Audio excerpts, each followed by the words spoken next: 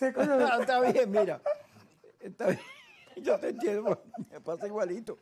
Mira, Luis, vamos primero en Chevron y después nos metemos en el análisis de la política, porque te había dicho que yo creo que este es el peor momento para la oposición en su historia y el mejor para el gobierno, inclusive cuando Chávez. Pero antes de meternos con ese tema, vamos a tocar tema Chevron. Yo estoy con Margarita diciendo que, bueno, es una licencia en la cual, como Chevron debe estar cobrándose, como es una negociación privada que nadie sabe, debe estar cobrándose lo que le deben, ¿no? Mira. Y luego, entonces, la parte de producción que le toca, no, aquí están tu petróleo para que lo vendas. Pero eso pareciera ser una antesala de un tema más complejo, que es el tema por la cual para Trump es muy difícil deshacerte del caso venezolano, del petróleo venezolano, que es de tal cantidad a futuro, o sea, lo que está aquí en nuestro tierra, por debajo, es de tal magnitud que tú no puedes regalar eso a los chinos, porque inclusive en el Washington Post, el New York Times, todos los días te dicen, no lo haga. El señor Grimmel, nosotros no podemos cederle, y el presidente de Chevron también, sería una torpeza para los americanos que están tratando de reconstruir su liderazgo económico, regalarle ese petróleo a los chinos. Sí, fíjate que hay varias cosas muy importantes. Número uno, la política de máxima presión, que la vimos como volver a expresarse entre abril y julio de este año, es una cosa repetida, que ya la habíamos visto en el año 2019 y que no tuvo absolutamente ningún efecto positivo, sino todo lo contrario. Generó efectos negativos, tanto para los Estados Unidos como para Venezuela. Eso ya había ocurrido ahí. ¿Y derivó en qué? En negociaciones que terminaron regresando a los procesos de licencia y flexibilización petrolera.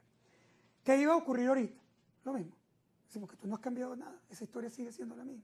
No es verdad que tú tienes hoy una situación diferente como para explicar cómo es que la máxima presión y el aislamiento de Venezuela va a producir un cambio político. Eso ya no ocurrió, ni va a ocurrir. No estamos frente a un riesgo relevante para el gobierno venezolano de salir porque tú no le des licencias petroleras. En efecto, y no estoy hablando de lo que yo creo, te puedo dar datos concretos. Entre abril y julio, que teníamos prohibición completa, licencias suspendidas, etcétera, Venezuela incrementó 5% su producción petrolera, colocó casi 10% más de petróleo en el mercado internacional, 95% de ese petróleo en China, porque no se podía ir para los Estados Unidos. Y tú podrías decir, bueno, pero lo tenías que vender más barato, porque son con descuentos. ¿Sí? El descuento además es un descuento importante, casi $15 por barril perdías en ese desvío de petróleo. Eso es casi 25% del precio. Es un descuento importante para un país tan frágil, pero resulta que el gobierno venezolano no dejó de recibir nada. ¿Por qué? Como si estoy vendiendo 25% menos, no dejo de recibir. Porque cuando está Chevron operando, o Repsol, o Eni, o Emanprom, o cualquiera de las empresas licenciadas, ellas se tienen que descontar, por el acuerdo, 20% del total de la exportación para pagar la deuda vieja que PDVSA y el gobierno tiene con ellas. Por lo tanto, cuando está operando Chevron, lo que tiene a Venezuela es el 80%, porque el otro 20% se queda fuera para pago de deuda. Qué bueno que además está reduciendo la deuda que pague, del país, ¿no? Y que estás pagando y está activando el proceso. Pero en flujo de caja tú recibes 20% menos. Pero además, si tú subiste 5% a 10% de la producción y la exportación, quiere decir que tú en verdad lo que compensaste completo en términos de flujo y el gobierno siguió recibiendo lo mismo o incluso más. Lo que pasa es que sí lo recibe de maneras distintas. Por ejemplo, cuando tú exportas al mercado alternativo, negro, como lo tú quieras llamar, no recibes dólares en el sistema financiero internacional, sí, sino que recibes criptomonedas, claro. Los dólares de Chevron son limpios. Y lo otro va al mercado, etc. Que por cierto, ahí viene la primera pregunta. Cuando alguien te dice, vamos a castigar al gobierno quitando a Chevron.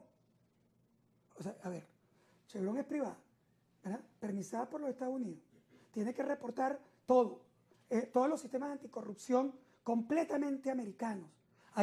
El petróleo va para los Estados Unidos a precio internacional con ventajas en una ubicación geográfica. Y todo impecable. Controladito, todo controladito. O sea, que tú vas a castigar a Maduro quitándole a ella y entregándole los campos a PDVSA, que es de Maduro, para mandarlo a China. A China.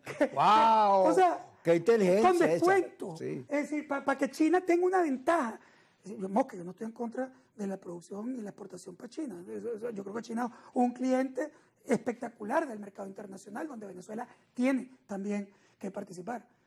Pero la propuesta es una propuesta completamente irracional.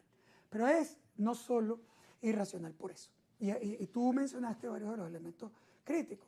Es decir, tú la puedes mantener durante un tiempito, sobre todo para poder pasar, para que te aprueben el presupuesto. Pasar el presupuesto, calmar las posiciones más radicales internas, etc. Pero eso es absolutamente insostenible.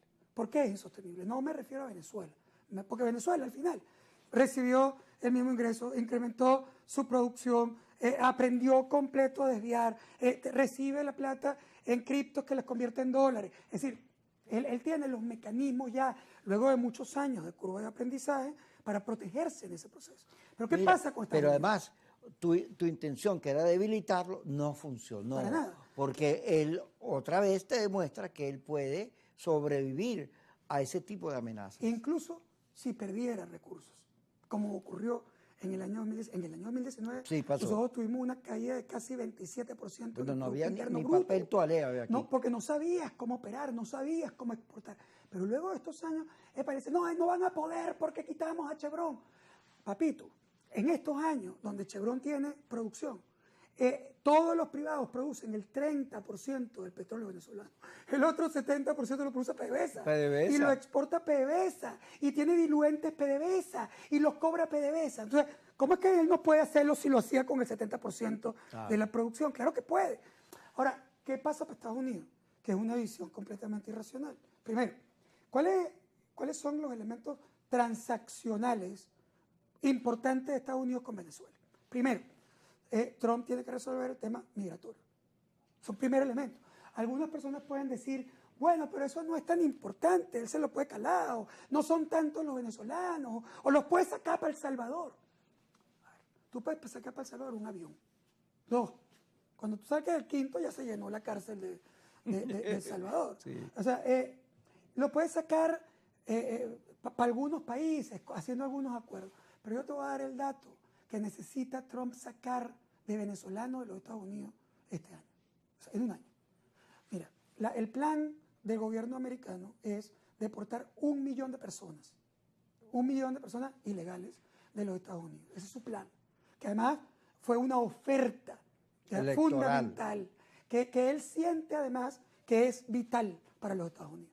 De ese 1 millón de personas, 250.000 son venezolanos, tienen que ser venezolanos. O sea, 1/4 de los deportados tienen que ser venezolanos. ¿Por qué?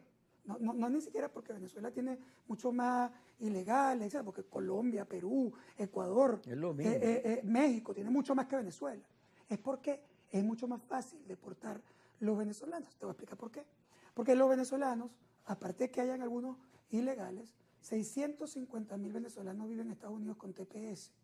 Quiere decir que al perder el TPS, que perdieron primero 300.000 y ahorita van a perder 350.000 más, esos 650.000 personas son perfectamente identificables por el gobierno americano.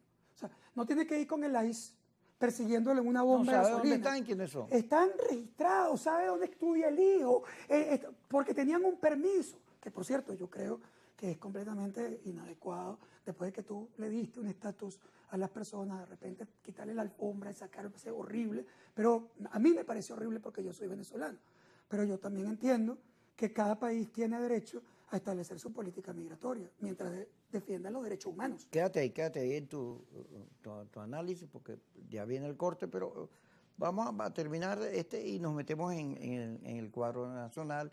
¿Qué pasó después del 28, un año después? ¿Qué fue lo que ocurrió? O sea, ¿está mejor Maduro